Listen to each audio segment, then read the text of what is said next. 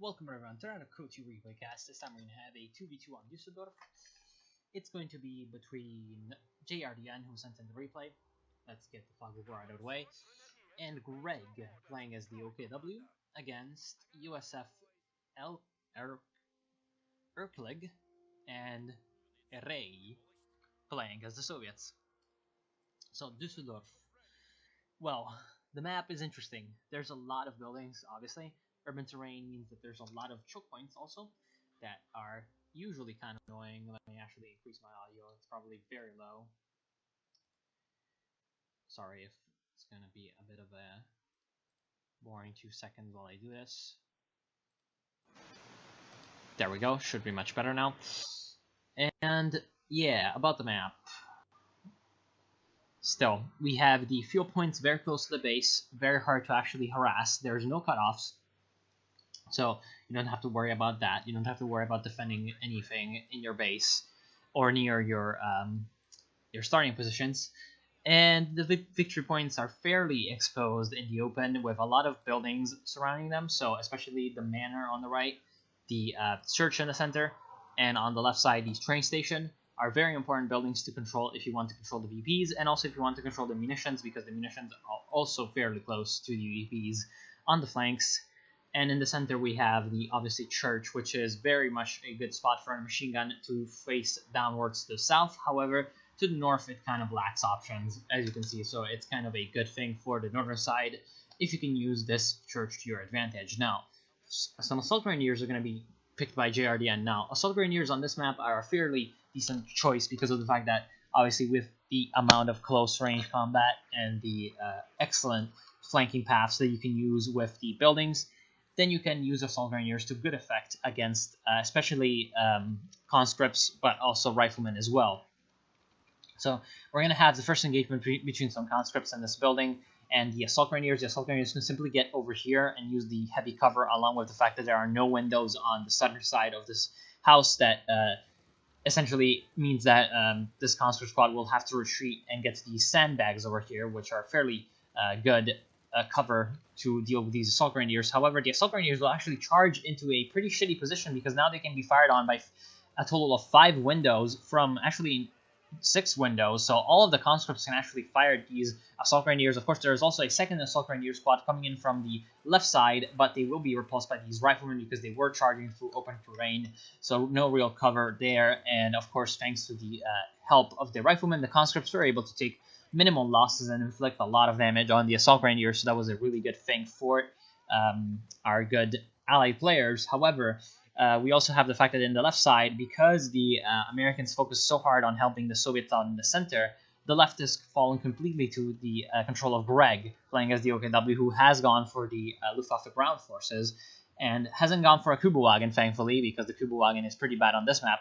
He's going to go for a battle group headquarters fairly quickly onto the fuel point, which is a smart choice, I feel like, because if he can get that retreat point out early, he can control the left side of the map much more easily that way. And then later on, thanks to the fact that he can build the machine guns after he can get one of the tiers, then he's going to be able to use the machine guns to actually hold the left side of the map while he uses mainline infantry to fight over the center, because on this map, machine guns with the many central buildings and also some other positions, such as, for example, this one to cover the VP, or in the center, you could use possibly this position, and also from the other side, you can use this area to cover the crossroads, and this position to cover the center. So it's a pretty good map for machine guns if you can use them correctly. It's also a really good map for indirect fire artillery, especially mortars early game. So it would be really useful if Array, who has gone for the gutter mortar coordination tactics, uses a few of the 120mm mortars. Now we do see a clown car actually out of him. However, he hasn't gone for the flamethrower on his engineers yet, despite the fact that he does have 100 munitions. So I feel like that is a mistake, because the flamethrower would be very helpful against all the heavy cover that is around, especially also against the buildings, and it would be really good to chase down squads. Now, the 4 conscripts that are able to shoot out of the back of the M3 are not going to do quite as much damage as the flamethrower could do, especially because with the engineers, the clown car could also repair in case it sustained damage, because of course the engineers can just get out and repair it. Whereas, of course, with the conscripts, that won't happen. So that is a bit of a shame that actually Array hasn't gone for that. Now, MG42 is out for JRDN, which is a really good decision. Of course, you don't need a tier 1 to go for the MG42 when you are using the Assault Grenadiers, because, of course, the machine gun is from tier 0. Now, we are also going to see a bunker out from JRDN. I feel like he's going to, okay, upgrade with the medic bunker. Actually, it seems that the medic bunker is best placed behind the issue. There's actually a video on that. You can probably look it up, and it explains that essentially since the interesting capture, essentially since the medics that come out will run after anyone that comes into their range, their sort of radius that can be healed. Then when the infantry is retreating into the base, they will start to chase after them, and since the retreating infantry is much faster than the medics, who are very slow, then they will chase them back to the HQ and lose time that way. Whereas if the oh, by the way, really bad decision over here with the M3, because you can be essentially approached on from 3 different flanks if you're standing on the VP like this, and you're not going to be able to see them in time. Now, nice usage of the Folks Grenadiers from the south, using the building to actually obscure their line of sight. He's going to be able to Panzerfaust and finish off the M3, even though he could have probably been able to finish it off with just rifle fire anyway. Now, this one Folks Grenadier could have been chased after by the conscripts. The conscripts will be very defensive and actually not do that. Now, they will also fail at using the heavy cover effectively. He could have just gotten behind the sandbags and used the heavy cover to his advantage. However, he didn't do that, and he's going to take a incendiary grenade and take a lot of damage that he could have avoided easily. So that was a bit of a mistake out of him. And that is a big problem because right now JRDN is floating a lot of manpower. And if he wasn't floating so much manpower, I feel like he would have much more success on the right side of the map. But he's still managing to get his Assault Grenadiers back around the enemy and capture the VP, which is really good because right now the allies do have a bit of a VP lead. And again, as you can see, actually a fighting position in the center. And a fighting position will definitely cover the VP area. However, I still feel like JRDN should have gone for a infantry company, a tier 1, because the mortar would be hugely useful against these defenses of the allies. And of course, him not going for that is partially to conserve resources, partially because he wants to probably get some Panzer Grenadiers out in the field with the Leicht Mechanized Company. And that is a shame, honestly, because I feel like he would have much more success if he just had a mortar to counter all these defenses, all these building garrisons. And now we do see actually some guards out by Array, and since he is facing JRDN, who isn't really using defensive tactics all that much, he's much more mobile than he would have maybe expected. He hasn't gone for the 120mm mortar, but for 2 guards rifleman squads, and I feel like that is a good decision because the guards riflemen will be very useful at long range fighting. And while there isn't that much of that on this map, or rather there isn't as much of it as on other maps, it's still very useful to have those guard riflemen upgraded with the DPs. However, he isn't really upgrading with the DPs for some reason, despite the fact that he does have 250 munitions. So I feel like that is a mistake. Now, his ally has gone for the infantry company, as you can pretty clearly tell by the mines. And the mines are going to be excellent on this map because of the, obviously, channel pathways, choke points that you have to walk through with units and especially vehicles. And so it's going to be really good for the Americans if they can get a lot of damage done, a lot of suppression, a lot of vehicle destroyed engines. With those mines, they're going to have a pretty good return on investment and be able to utilize the extra resources that way. However, he also needs to remember that he's got 3 rifleman squads that he can upgrade with the LMGs. Erklig actually going for both captain and lieutenant with infantry company is not something I see every day because infantry company does lack later game armored options. So you don't necessarily get the, for example, Calliope or the obviously Pershing from the heavy cavalry company. However, it's still, I mean, the priest isn't as good as the Calliope, but it is still a decent artillery unit that you can get without having to spend any fuel on teching. And it can be good. However, it is mostly effective against OKW players because of the trucks being very vulnerable to the priest. However, the priest is not exactly the most accurate artillery piece, and it's not exactly the most destructive in terms of HE potential. So it's really only good against the trucks and specific areas with very concentrated units. Now, we do see from the tier 2 the Flame Half-Track out of JRDN. JRDN could actually be going for a tier 3 right now. And I feel like he should go for the tier 3 because the Panzer IV right now would be very good to deal with the Soviet player, not with the American player who does have 2 AT guns. However, nice flank coming in from the Flame Half-Track, actually going to deal probably a lot of damage before going down. However, actually, there's 2 Guard Rifleman squads with the PTRSs are going to be able to easily destroy the Flame Half-Track. I didn't see them in that building, and that was a really good play out of Array, having those Guard Riflemen to protect the anti-tank gun. However, it was also a bit of a blunder by JRDN, just charging in without really trying to scout the area. So it was a bit of a deserved loss there. Now, actually, this mine is very dangerous. However, it will be detonated by the Vanguard to Assault Grenadiers, so the other 2 squads will not take any damage from that. And they will be able to completely wipe out a conscript thanks to their MP40 close range effectiveness. And there's also a Rifleman squad in this house. However, the Rifleman squads will not be able to hold very long against the Assault Grenades that are coming in. And the Assault Grenades obviously unlocked by the Battle Phase 1, dealing a huge amount of damage against the building. And the building will get wiped by the Assault Grenadiers. However, we do have a T-70 from the Tier 3 that Array has built. Array going for a lot of Guards Riflemen. I feel like it would be much better if he upgraded those with DPs because they're just really effective with the DPs, especially against the Assault Grenadiers. The Assault Grenadiers start to basically not be able to do anything against them because with the DPs, they can gun them down before they can get close, and that's going to be excellent, especially also because it's going to help with countering the Volksgrenadiers. However, Greg is using pretty much none of his manpower, and I feel like that is because he's going to spam Fallschirmjägers later on. Fallschirmjägers, of course, having the potential to spawn from buildings are very useful on a map with this many buildings like Düsseldorf. However, the main problem with the Fallschirmjäger spam is that it is very manpower intensive, and I feel like it is part of the reason why Greg is floating so much manpower, because he wants to wait for the opportune moment to get a lot of Fallschirmjägers without having to worry about later on sort of being out of manpower. However, he's very lucky, Greg, because right now the Americans and the Soviets aren't really making any moves on any of the 2 flanks, which is honestly incredible. Like, they can easily go on both flanks and exterminate the weak forces of both German players.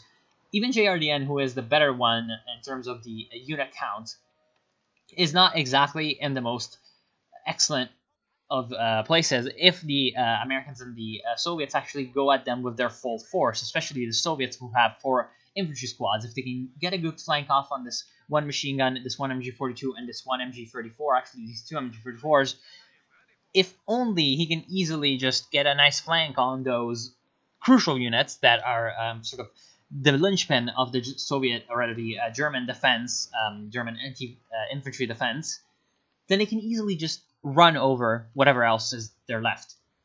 But they're not doing that. Now, JRDN does have 2 packs, which is obviously the correct decision. However, Greg not going for a Raketenwerfer, and he's also going for a Sturm Pioneer because he lost his starting Sturm Pioneers, and that was obviously a really big mistake. I'm not sure when it happened, but it was really bad because of the fact that obviously pretty really bad is not exactly a word, but still. Nice usage of the packs, by the way, to destroy the fighting position. He's also going to be able to use the packs to destroy the ambulance if he has the Fog of War line of sight of that. He does have the...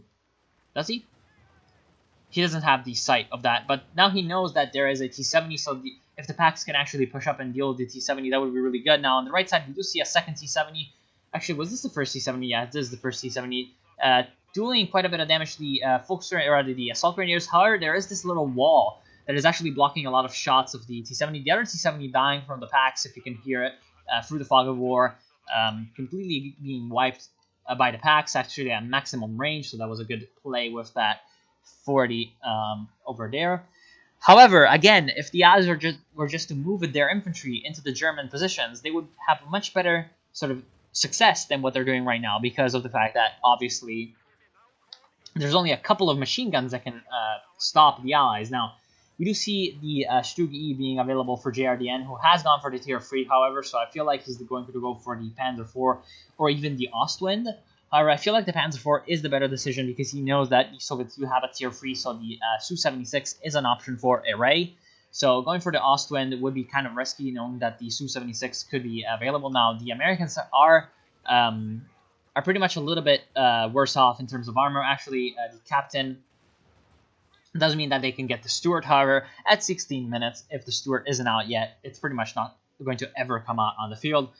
And even then, the Steward is not exactly a hard counter to the Ostwind, so the Ostwind is actually an option for JRDN. However, I feel like the Panzer IV is just safer. Panzer IV is also going to be really effective at dealing with these Guards Riflemen. The Guards Riflemen are pretty good at shooting at the front armor of the Panzer IV, however, they cannot do that much damage because of their limited damage potential, and are pretty much going to require the support of the anti-tank guns, especially the 57 millimeters. However, the main problem with that is the fact that as a Panzerfaust is going to go on this T70 and probably spell its doom from the pack guns. Really good assault from the Assault Grenadiers, dealing a lot of damage against the ambulance, taking it out. Excellent Grenadier assault, going to destroy all of the Guards Riflemen. It's also he actually probably could have just stayed there and wiped out the AT guns along with the captain and the lieutenant. But I don't know. Okay, so again, what I was talking about, the AT guns really need to support the Guards Riflemen to take out the Panzer IV. However, considering it is AT gun from one player and the Guards from another player, then that means usually that the coordination is going to be very low between the two units. So the Panzer IV is essentially kind of has free reign. There's really no thing that There's really nothing that the Allies can do to stop it. Of course, along with the Stug E, which was also called into the action, it's going to be very effective against the infantry, and in fact, it does wipe out the captain. We do also see the riflemen taking a huge amount of damage from a shot, and also the Guards riflemen are very much not in their best prime, and of course, also the other Guards riflemen squad going down pretty savagely from the combination of the Stug and the machine gun from this bunker, actually. A bunker trying to cover the VP. However, it isn't in a very advanced position. It is obviously very safe, but it is also not able to cover all of the VP, which is a bit of a problem.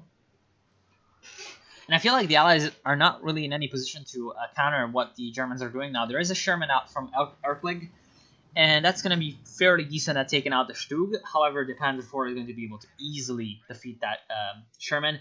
Now, Greg has 2,000 manpower, and that is a bit of a big problem. He's going to go for the King Tiger, but as I've said many times, when you're trying to save up for your big heavy tank, make sure you're spending your manpower, because you're going to be relying on the infantry and the infantry only, and also the support weapons to hold the line until you get your big heavy tank.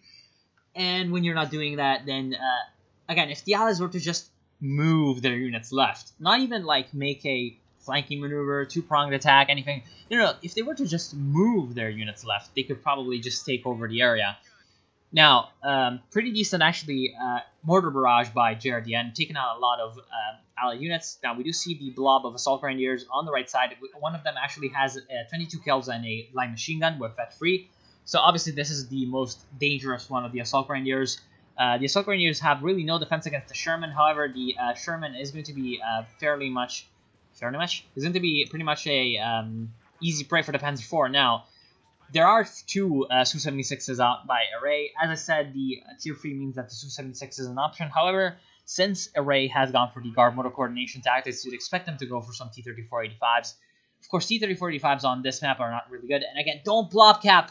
Don't blob cap. This is something that JRDN always does. I do not know why you do this. Don't blob cap. Take one squad and send it here, especially if it's like a flanking point, like this one. If it's a point that is not going to be contested in the action, just send one squad, especially your engineers who are just sitting by the bunker, not really doing anything. You could just take your engineers in a moment that you're not doing anything and send them to capture the point. It's good that you're trying to capture all the points. Don't get me wrong. It's actually excellent that you're doing it. A lot of players, especially the Allies right now, are not really doing that. The Allies right now are not really doing that. A lot of players seem to forget that map control is the key to success. And it's good that you're going for the points. However, you need to not do it with all of your infantry, because you need all of your infantry to fight. And you don't need to send all of them and right-click on the point, because then they bunch up around the point. And if a mortar shot or the Sherman with HE rounds or the pack howitzer that the Americans have that has 10 kills comes in and hits your infantry that is all clumped up, they're all going to die. And that's not good. It's not good at all. Especially if it's vet 3 or Vet 2 infantry.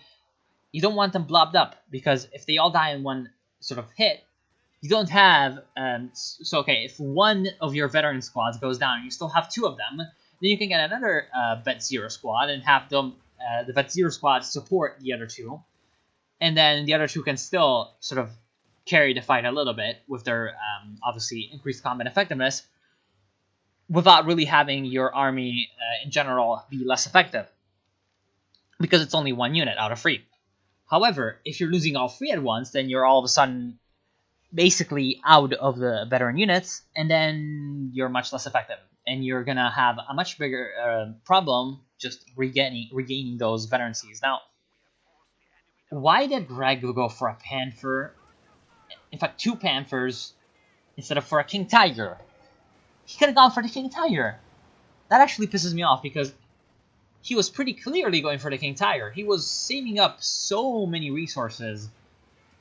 And I feel like that the only reason he would save up so much is if he wanted to go for the King Tiger. The only reason to save up so much is to go for the King Tiger.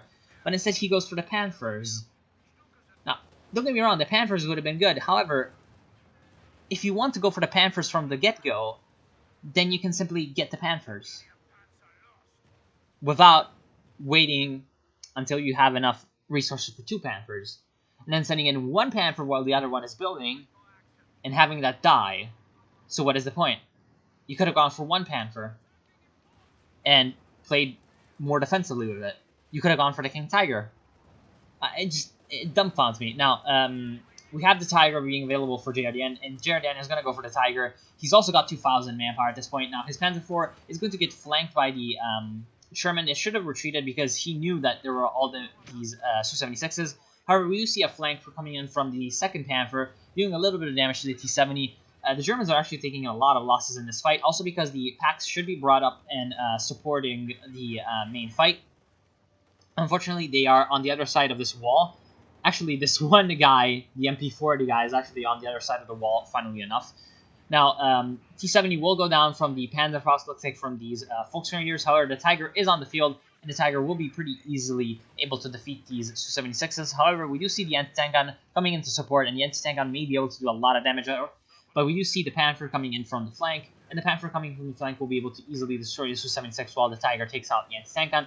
Along with, if the Panther were to go for the machine gun, the Pinto-mounted machine gun, especially with the 500 munitions that Greg does have, that would be pretty good. But it won't happen, unfortunately. And the Tiger will go, pretty much be able to easily destroy the AT gun thanks to the machine gun. And right now, I don't feel like the Allies have really much that can stop the Germans. There's no armor on the side of the Allies. We do see the priest, but it's not really going to be able to do much. Now, what could the Allies have done differently? They shouldn't have blobbed up so much. They were always completely blobbed up. Like, they were completely blobbed up also in the wrong position. They should have been blobbed up in the center and the left, but they were blobbed up in the center. And in general, they shouldn't have been blobbed up. However, because they were always blobbed up, they always had all of their units in one tight spot. They were able to, the Germans were able to easily come in with artillery strikes, especially the, okay.